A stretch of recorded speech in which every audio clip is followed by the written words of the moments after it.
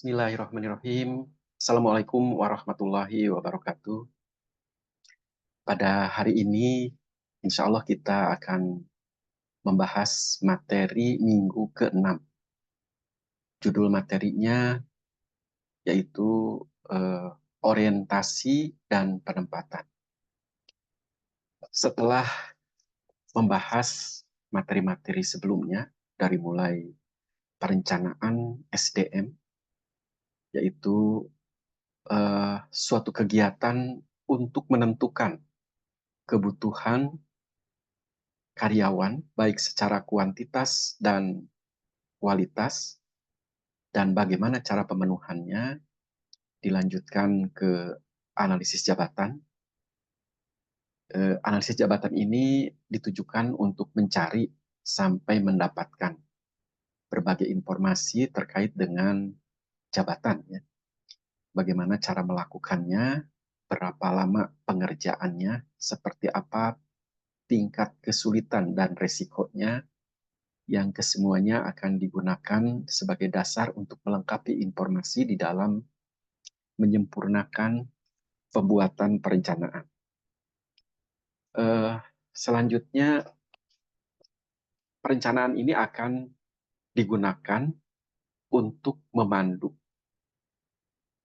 melakukan fungsi-fungsi berikutnya, di antaranya rekrutmen. Rekrutmen yang berkelanjutan dengan kegiatan seleksi ini merupakan satu kesatuan. Rekrutmen itu sendiri kegiatan untuk menginformasikan kepada masyarakat tentang adanya lowongan pekerjaan yang dapat diisi oleh mereka yang memiliki kualifikasi yang dipersyaratkan untuk tuntutan jabatan yang harus segera diisi. Diharapkan informasi ini akan memikat, menarik mereka yang punya kualifikasi dan segera melayangkan lamaran berupa kurikulum vitae disertai dengan berbagai lampiran yang menunjukkan legal formal bahwa yang bersangkutan memiliki kualifikasi yang memadai. Sehingga seleksi bisa dijalankan, bisa melalui panggilan secara langsung, atau di era saat ini seleksinya bisa melalui online, ya. Bisa melalui video, bisa melalui Zoom, atau media-media yang memungkinkan bisa mendeteksi dan mengetahui kualifikasi para pelamar.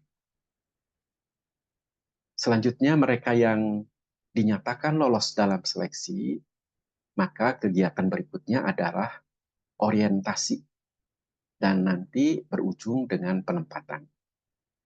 Jadi supaya para kandidat yang dinyatakan lolos seleksi ini bisa langsung beradaptasi dengan lingkungan kerja yang mereka minati dan mereka sudah dinyatakan lolos seleksi, maka orientasi ini harus dilakukan oleh organisasi. Dan orientasi ini bukan hanya sekedar kegiatan rutinitas.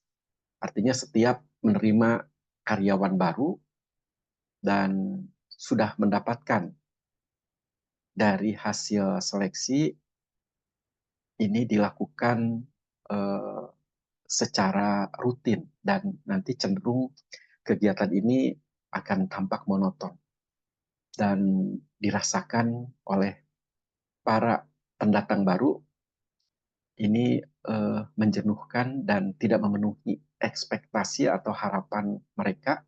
Apakah dengan mereka bergabung dan menetapkan untuk menjadi karyawan di perusahaan tersebut bisa memfasilitasi tentang masa depan, tentang pendapatan, karir, dan berbagai harapan lain. Untuk itu, orientasi ini harus dijalankan secara serius, tidak asal-asalan. Maka dari itu saya akan menyampaikan langkah-langkah yang memungkinkan para pendatang baru ini betul-betul merasa terfasilitasi harapan dan keinginan, dan mereka betul-betul merasa diterima. Dan nanti diharapkan lebih jauhnya akan segera berkontribusi untuk memberikan sumbangsih terhadap kelangsungan dan kemajuan organisasi. Berikut saya sharekan PowerPoint yang sudah dipersiapkan,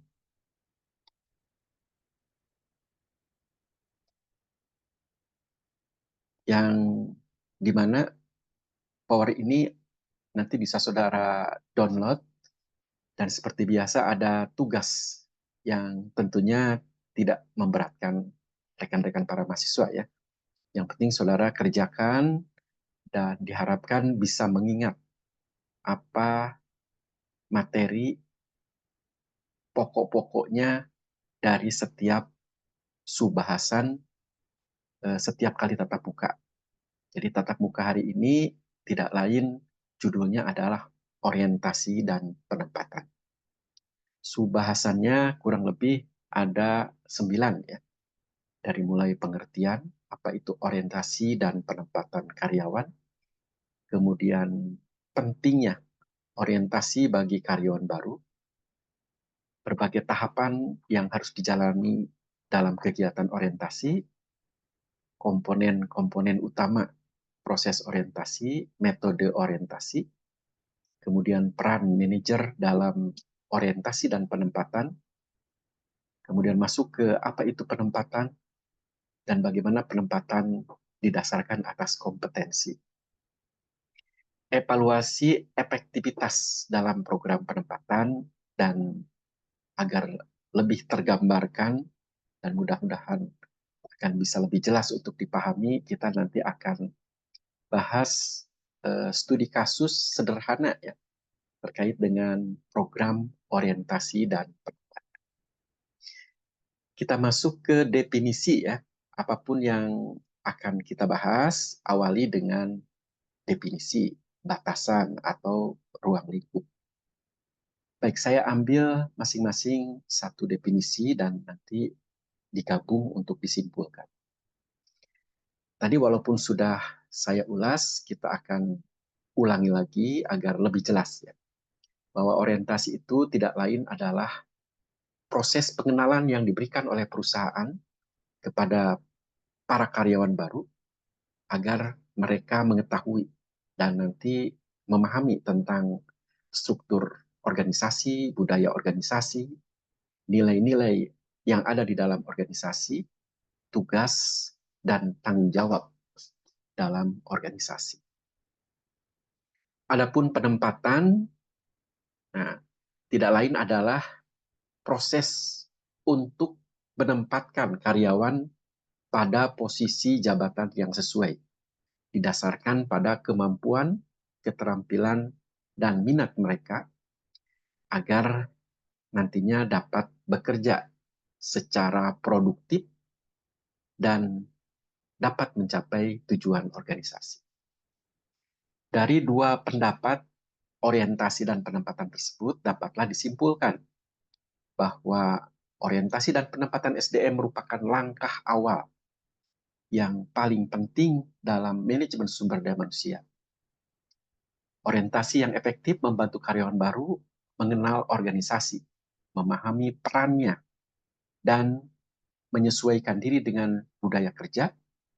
Sementara itu, penempatan yang tepat memastikan karyawan berada pada posisi yang sesuai dengan kompetensinya sehingga dapat berkinerja secara optimal. Itu ruang lingkup batasan dari pengertian orientasi dan penempatan SDM. Masuk ke sub pokok bahasan kedua, pentingnya orientasi bagi karyawan baru. Yang pertama, agar karyawan baru bisa cepat beradaptasi ya, di dalam menyesuaikan diri dengan lingkungan kerja dan budaya perusahaan. Mereka tidak nervous, tidak grogi, dan langsung mampu berkontribusi. Minimal mereka bisa menyesuaikan untuk bisa menyelesaikan tugas-tugas yang melekat pada tanggung jawab di mana mereka ditempatkan. Kemudian meningkatkan produktivitas, membuat karyawan baru lebih siap dan percaya diri dalam menjalankan tugasnya, sehingga dapat lebih cepat berkontribusi secara produktif. Kemudian yang ketiga, mengurangi turnover. Karena dalam banyak kasus, program orientasinya tidak menarik dan tidak memenuhi harapan atau ekspektasi mereka, ada di antara karyawan yang sebetulnya karyawan potensial itu keluar sebelum masa kerja mereka, setahun sebelum masa kerja mereka. Maka dari itu, program orientasi bagi karyawan baru ini harus dikelola secara serius dan akan memberikan kesan positif bagi karyawan, sehingga memungkinkan bisa mencegah, minimal mengurangi keluar masuknya karyawan. Jadi karyawan yang merasa nyaman dan memahami peran serta lingkungan kerja, cenderung mereka akan betah dan bisa bekerja dalam kurun waktu yang lebih panjang. Kemudian menguatkan pemahaman nilai perusahaan, membantu karyawan baru untuk memahami visi, misi, dan nilai perusahaan yang akan mendukung keselarasan tujuan pribadi dan perusahaan. Selanjutnya, sub pokok bahasan yang ketiga, tahapan program orientasi. Tentunya perusahaan yang pertama mempersiapkan, di mana materi harus ditentukan, kemudian jadwalnya juga harus telah ditetapkan, termasuk penunjukan mentor atau instruktur yang bukan hanya pintar, tapi juga menarik, yang memungkinkan nanti peserta latih, dalam hal ini karyawan baru, tergugah, berpartisipasi, ikut ambil bagian, dan merasa senang untuk mendapatkan materi-materi yang disampaikan. Kemudian pengenalan perusahaan tidak lain memberikan berbagai informasi dari mulai sejarah perusahaan, kapan berdirinya, siapa yang mendirikannya, bagaimana visi misi yang ada di dalam perusahaan, serta budaya kerja agar para karyawan baru memahami identitas perusahaan. Kemudian karyawan baru nanti diajak untuk mengenal lingkungan kerja secara fisik. Mereka akan dibawa untuk tur fasilitas, ya. Kemudian diperkenalkan dengan tim di berbagai departemen yang memungkinkan mereka akan mendapatkan penjelasan dari setiap departemen, fungsi, dan berbagai tata letak kantor atau perusahaan yang membantu karyawan merasa nyaman dan bangga. Kemudian yang keempat, pembekalan tugas dan tanggung jawab. Di sini nanti instruktur akan memberikan materi dengan menjelaskan peran spesifik dari setiap individu, dari mulai tugas harian dan berbagai ekspektasi harapan karir mereka ke depan. Kalau mereka memiliki harapan untuk memiliki karir yang lebih bagus, mereka akan diberikan clue atau trik-trik di dalam mencapainya. Kemudian mereka tidak hanya dibekali dengan pengetahuan dasar sesuai dengan apa yang mereka bawa, baik itu dari bangku kuliah ataupun pendidikan formal sebelum mereka terima, tapi mereka akan diberikan pemahaman melalui pelatihan dasar. Akan diberikan materi-materi tentang keterampilan yang dibutuhkan untuk menjalankan pekerjaan, termasuk pengenalan alat atau berbagai perangkat kerja, sistem yang digunakan untuk menstandarisasi, mempercepat kualitas pengerjaan dari pekerjaan mereka. Selanjutnya, keenam, penyesuaian dan pendampingan. Dalam tahap-tahap pertama, tentunya mereka akan diberikan waktu untuk bisa beradaptasi melalui bimbingan, mentor, atau rekan kerja yang ditunjuk, yang biasanya sudah memiliki keterampilan yang memadai untuk memberikan kesempatan agar mereka mau bertanya dan bisa lebih cepat beradaptasi dengan pekerjaan yang langsung diharapkan memberikan kontribusi terhadap pencapaian target sesuai dengan standar yang diharapkan. Dan tahapan yang terakhir yaitu evaluasi dan tindak lanjut. Melakukan evaluasi terhadap efektivitas orientasi melalui umpan balik dari karyawan baru dan penilaian kinerja awal mereka. Apakah mereka bisa lebih cepat beradaptasi atau mereka harus ada sedikit perpanjangan supaya pada saat betul-betul mereka dilepas, ini hasil kerjanya sudah tidak diragukan sesuai dengan standar yang diharapkan. Pokok bahasan berikutnya adalah membahas tentang komponen utama dalam proses orientasi. Walaupun sudah dibahas, ini diperkenalkan komponen utamanya. Jadi para karyawan baru nanti akan lebih dikenalkan lagi tentang perusahaan. Jadi biasanya di sini yang menyampaikan adalah pimpinannya langsung terkait dengan sejarah perusahaan, siapa yang mendirikan, tahun berapa, kemudian visi apa yang diemban oleh perusahaan ini. Biasanya visi itu terkait dengan tujuan luhur ya dari rencana jangka panjang perusahaan.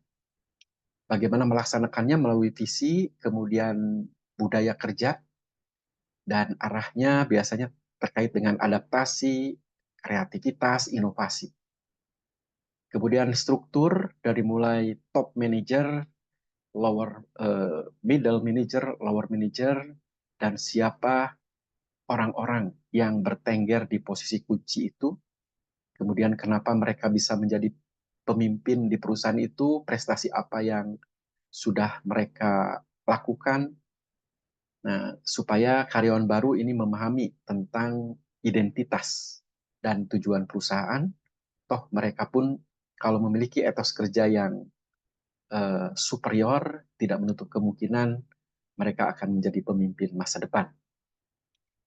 Kemudian pengenalan lingkungan kerja ya, menjelaskan tentang layout atau tata letak fasilitas yang dimiliki oleh perusahaan, kemudian lokasi, peralatan, dan area kerja, serta berbagai peraturan dari K3 ya, keamanan dan keselamatan kerja yang harus ditaati dan dijalankan oleh setiap uh, karyawan yang ada di organisasi tersebut.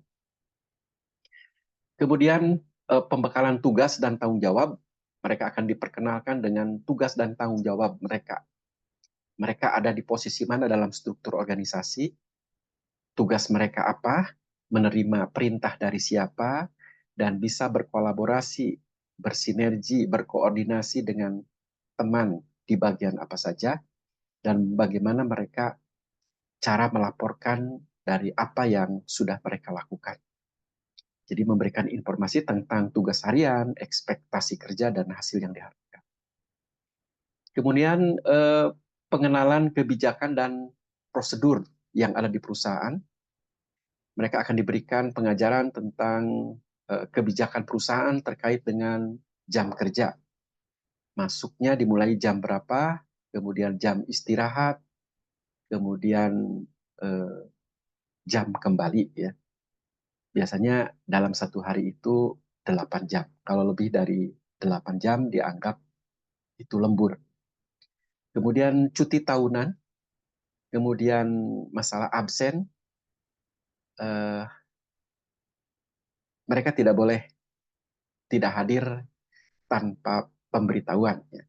Apakah ketidakhadirannya itu disebabkan karena sakit atau ada urusan keluarga yang sangat penting, itu harus ada pemberitahuan. Di era sekarang kan tidak sulit ya, bisa WhatsApp ke sub bagian, kepala seksi atau kepala bidang dan seterusnya. Kemudian etika kerja, ya, berbagai aturan, norma yang harus disepakati, dan yang terakhir itu kondisi keselamatan dan kesehatan kerja. Kemudian tadi ini pendidikan dan pelatihan. Jadi mereka akan diberikan eh, pengetahuan yang praktis untuk bisa langsung menjalankan dan bisa beradaptasi dengan tugas yang akan mereka dapatkan setelah mereka ditempatkan. Melalui pelatihan dasar yang diperlukan seperti penggunaan berbagai peralatan kerja dan software yang akan membantu di dalam menyelesaikan dan mempercepat pekerjaan. Kemudian pendampingan oleh para mentor atau supervisor yang sudah ditunjuk.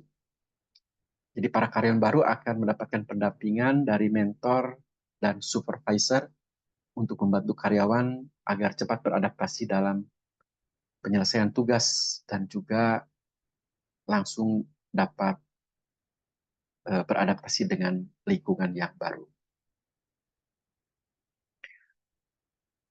Metode orientasi ini diberikan melalui presentasi atau ceramah ya. Jadi presentasi pemaparan seperti ini saja. Kemudian ini dilakukan secara langsung tadi dari instruktur yang sudah ditunjuk ya untuk menyampaikan berbagai informasi kepada karyawan baru, utamanya dari manajer supervisor dari Departemen SDM yang dianggap senior. Ini disampaikan tidak lain agar mereka, karyawan baru, mendapatkan informasi yang memadai dari mulai visi, misi, budaya, nilai-nilai, dan kebijakan umum perusahaan. Kemudian yang kedua, on the job training, memungkinkan karyawan baru untuk bisa belajar langsung, mengerjakan berbagai tugas melalui pembimbing yang sudah senior, rekan kerja, supervisor yang lebih spesifik, serta mendapatkan keterampilan praktis yang diperlukan dari para seniornya. Kemudian mentorship dan pendampingan. Metode ini karyawan baru akan ditemani oleh seorang mentor yang berpengalaman. Mentor dibantu oleh beberapa rekan senior supaya karyawan yang baru ini lebih cepat untuk memahami budaya kerja dan mereka akan memberikan nasihat supaya bisa mengatasi berbagai tantangan awal pada saat mereka menghadapi pekerjaan. Kemudian metode metode orientasi yang lainnya yaitu memberikan simulasi dan studi kasus. Di teknik ini digunakan memperkenalkan mereka pada situasi masalah yang mungkin dihadapi oleh karyawan baru dalam pekerjaan sehari-hari. Melalui studi kasus dan simulasi, diharapkan mereka dapat belajar di dalam menghadapi tantangan, membuat keputusan yang tepat untuk menyelesaikan pekerjaannya. Kemudian metode yang lainnya bisa melalui online learning, seperti ini, online learning. Jadi karyawan baru dapat membuka modul-modul pelatihan yang mencakup berbagai informasi penting, dari mulai kebijakan perusahaan, berbagai keterampilan, etika kerja, kemudian yang membutuhkan waktu adaptasi secara fleksibel. Nanti akan diberikan password-nya, mereka bisa buka kapan saja untuk menghilangkan kebingungan ya, dan memungkinkan mereka akan bisa cepat untuk beradaptasi dengan pekerjaan mereka. Ini peran manajer dalam orientasi dan penempatan.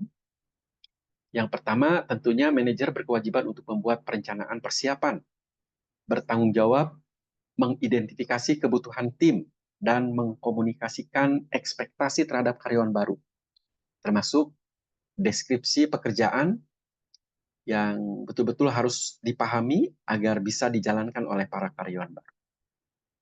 Kemudian pelaksanaan program orientasi, memfasilitasi sesi orientasi dengan memberikan wawasan tentang tim, visi, misi, nilai perusahaan, serta peran karyawan dalam mencapai tujuan tersebut.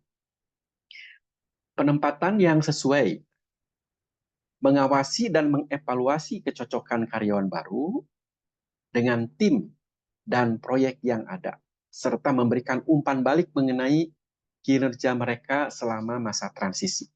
Biasanya karyawan baru akan diberikan tenggang waktu, masa percobaan untuk bisa beradaptasi, apakah mereka cocok dan mampu berkontribusi di dalam pencapaian target dari tim yang mereka bergabung di dalam.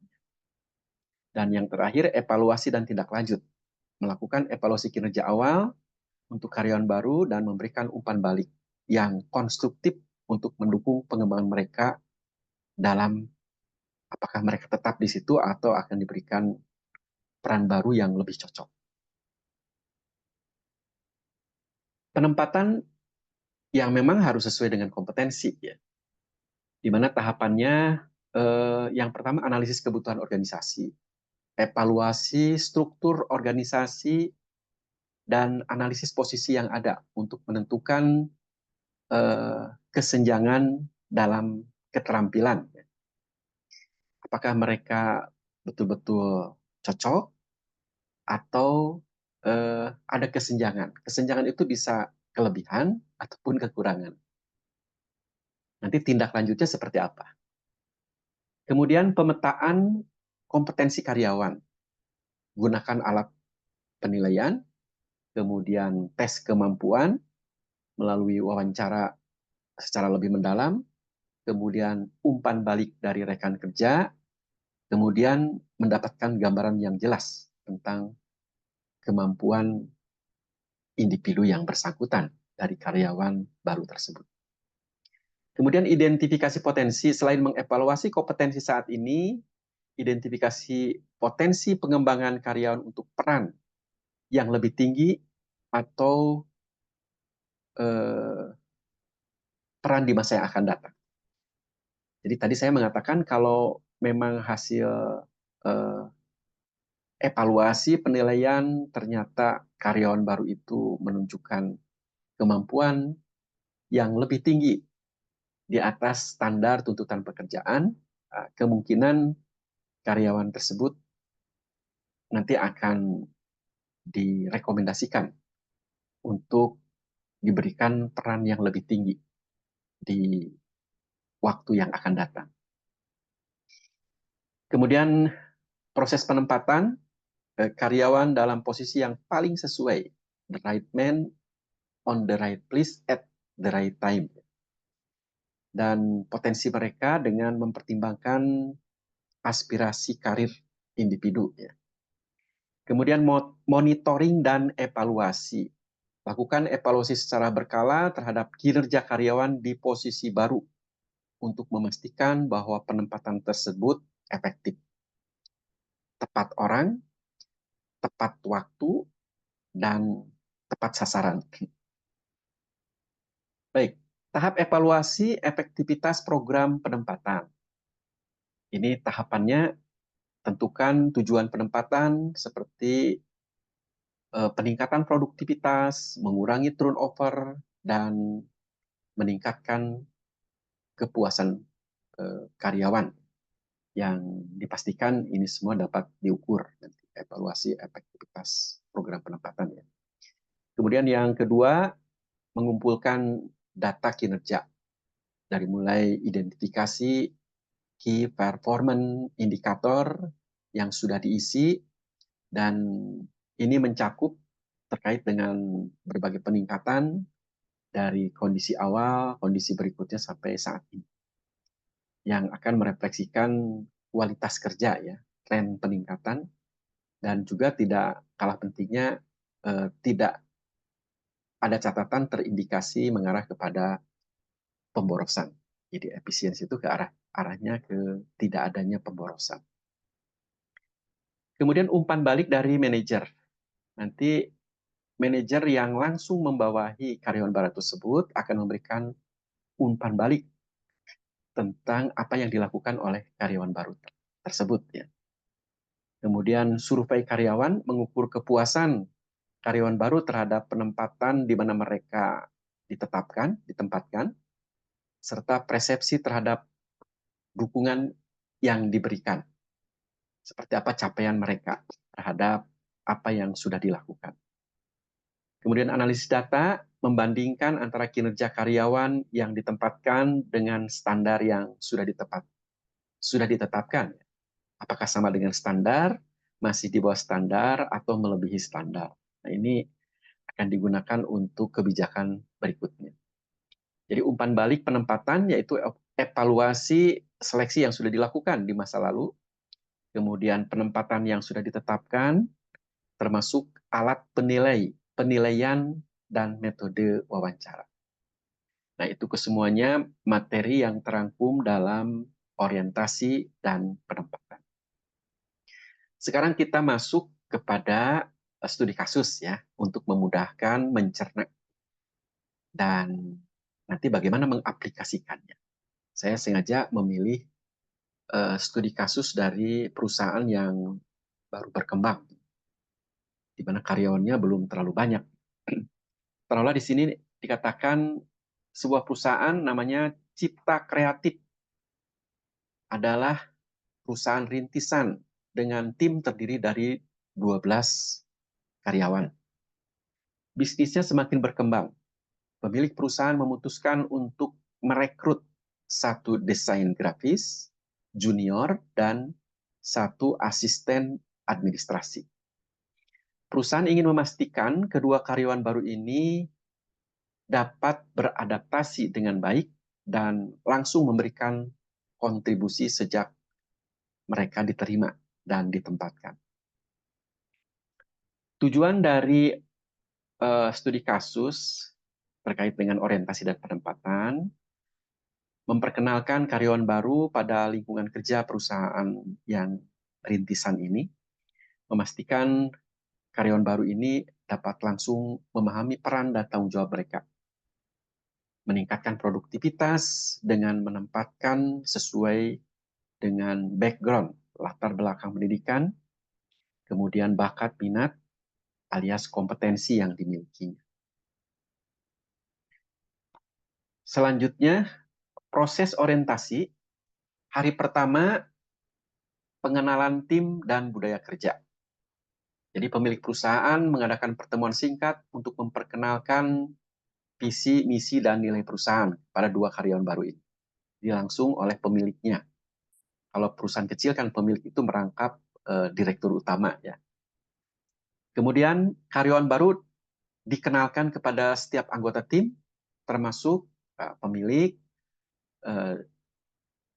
desainer senior, dan staf administrasi lainnya. Kemudian hari berikutnya, hari kedua, pelatihan tugas dasar. Jadi bagi karyawan yang ditempatkan sebagai desainer grafis junior, dia akan diberikan bimbingan dari desainer senior mengenai alat desain yang digunakan, misalnya Adobe Illustrator dan Photoshop ya, berbagai standar kualitas proyek. Sedangkan untuk asisten administrasi diberikan pelatihan oleh staf administrasi tentang sistem pengelolaan data klien, pemrosesan faktur, dan manajemen email. Hari ketiga dan penugasan pertama ya. Jadi karyawan baru mulai diberikan tugas mengerjakan tugas sederhana tentunya dengan didampingi oleh mentor masing-masing agar mereka bisa memastikan bahwa karyawan baru ini sudah memahami prosedur sesuai dengan yang sudah diberikan. Jadi pemilik perusahaan nanti akan langsung meninjau hasil kerja mereka untuk memberikan umpan balik awal. Minggu pertama, pengarahan dan pengenalan pekerjaan. Karyawan baru diikut sertakan dalam pertemuan kegiatan proyek mingguan untuk melihat bagaimana tim bekerja dan mengelola proyek secara kolaboratif, bersinergi, berinteraksi satu dengan yang lainnya. Kemudian karyawan baru akan diberikan kesempatan untuk mengajukan pertanyaan mengenai tugas mereka dan berbagai prosedur yang ada di perusahaan. Selanjutnya, proses penempatan. Penempatan, pemetaan kompetensi. Ada dua. Yang pertama, kedua karyawan baru akan diwawancarai singkat untuk memahami kekuatan dan pengalaman mereka serta aspirasi karir yang mereka miliki. Ini tadi orientasi sudah, sekarang masuk kepada proses penempatan ya. Jadi seharusnya penempatan dulu ya baru orientasi. Tapi nggak apa-apa lah, bisa dibalikan. Jadi setelah ditempatkan di orientasi, nggak apa-apa. Jadi penempatan kompetensi, kedua karyawan baru diwawancara singkat, memahami kekuatan dan pengalaman mereka serta aspirasi karir yang mereka miliki.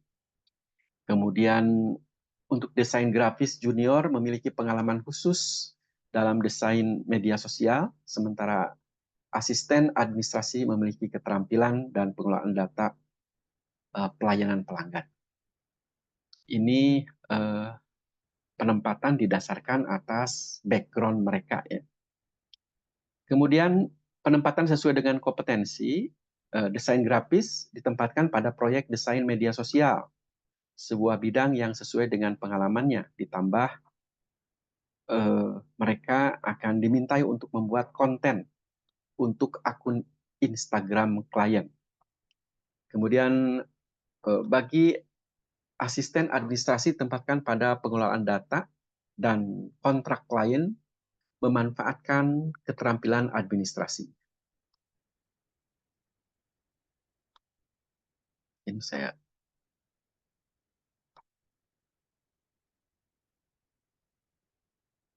proses penempatan tadi evaluasi tindak lanjut ya. Setelah 1 bulan pemilik perusahaan melakukan evaluasi, memberi umpan balik dan mendiskusikan tentang berbagai tantangan yang dihadapi oleh karyawan baru. Jadi karyawan baru juga diminta untuk mengisi survei singkat untuk memberikan umpan balik mengenai pengalaman mereka selama orientasi dan penempatan. Nah, hasilnya kedua karyawan baru ini dapat beradaptasi dengan cepat dan merasa nyaman di lingkungan kerja yang baru dan memungkinkan mereka bisa lebih cepat beradaptasi melalui kolaboratif.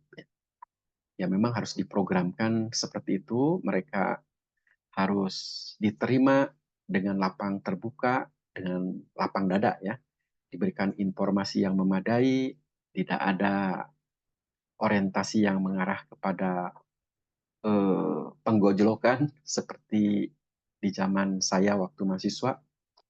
Jadi disebutnya perpeloncoan. Jadi ini lebih mengarah kepada pemberian pemahaman utamanya terhadap berbagai tugas yang harus mereka kerjakan supaya mereka bisa langsung beradaptasi dengan pekerjaannya. Kemudian Bagi karyawan baru administrasi, melaporkan kepuasan eh, kepuasan tinggi karena dapat menggunakan keterampilannya dengan baik dalam posisi tersebut. Kemudian desain grafis junior merasa didukung oleh tim dan bersemangat untuk terus belajar, sementara klien melaporkan kepuasan dengan desain media sosial yang dihasilkan. Nah, kesimpulan dari kesemua yang saya paparkan tadi, dari mulai definisi, langkah-langkah, sampai kepada studi kasus, menunjukkan bahwa program orientasi dan penempatan yang disesuaikan dengan ukuran perusahaan eh, awal atau perusahaan startup ya, dapat membuat karyawan baru merasa diterima dan siap berkontribusi. Proses yang sederhana namun terstruktur memungkinkan karyawan baru ini memahami peran mereka, membangun hubungan dengan tim, dan bekerja sesuai dengan kompetensi yang mereka miliki. Demikian, kalau rekan-rekan para mahasiswa 23 MJI ingin terus terngiang dan bisa mengingat sehingga nanti pada saat ujian akan mudah untuk menjawab, nah tugasnya harus dikerjakan ya. Karena perkuliahan ini asinkronus, hari Senin ini saya ada kepentingan lain yang memungkinkan perkuliahan ini melalui video pembelajaran. Materinya sudah saya siapkan, kemudian tugas sudah saya sharekan sesuai dengan jam yang ditentukan. Saudara kerjakan, ditulis tangan, dan tidak boleh melebihi waktu yang telah ditentukan. Demikian, terima kasih. Mudah-mudahan kita mendapatkan naungan dari Allah Subhanahu wa Ta'ala untuk bisa tetap beraktivitas secara produktif, disehatkan, utamanya disolehkan dalam menjalani kehidupan, sehingga memungkinkan kita akan diberikan kebaikan di kehidupan dunia dan akhirat. Subhanakallahumma wa bihamdika, asyhadu an la ilaha illa anta, astagfiruka wa atubu ilaik. Billahi taufiq wal hidayah. Wassalamualaikum warahmatullahi wabarakatuh.